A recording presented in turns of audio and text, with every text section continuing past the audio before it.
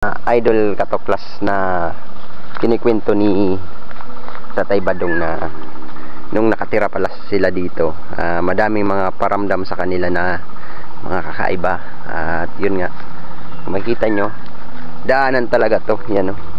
At maririnig natin sa mga kwento ng mga matatanda na bawal magtayo ng bahay sa daanan. So siyempre, matagal ng panahon yung nangyaring mga nagpaparamdam sa kanila noon.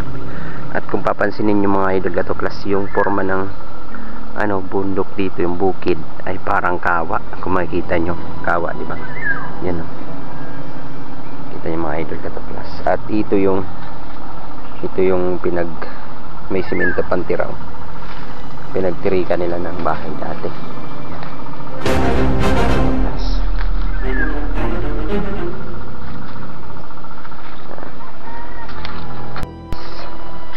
So nandito tayo mga idol sa isang lokasyon dito.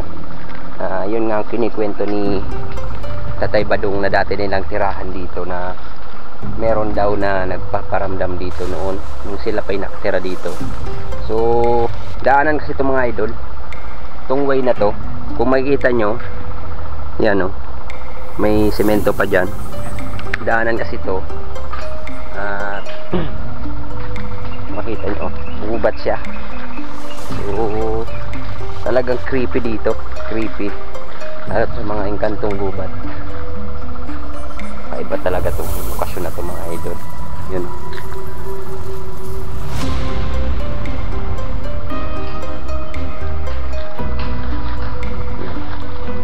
Ikutin na natin yung lokasyon mga idol. So nandito tayo, ikutin natin para maimbestigahan natin kung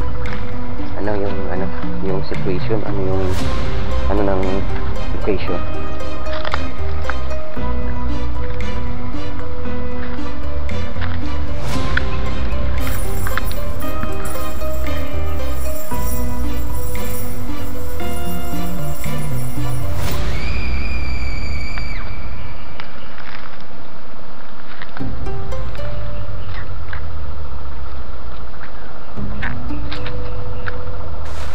Pero ngayon, wala na sila dito nakatira mga idol.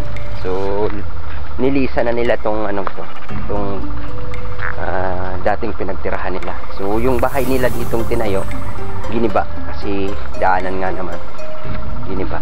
So ang dahilan kaya sila nagtayo ng bahay dito, base sa kwento niya, ay nandito daw kasi yung pantay yung forma ng lupa, hindi tagilid. So kaya dito na isipan tayo yung bahay. Ayan mga idol.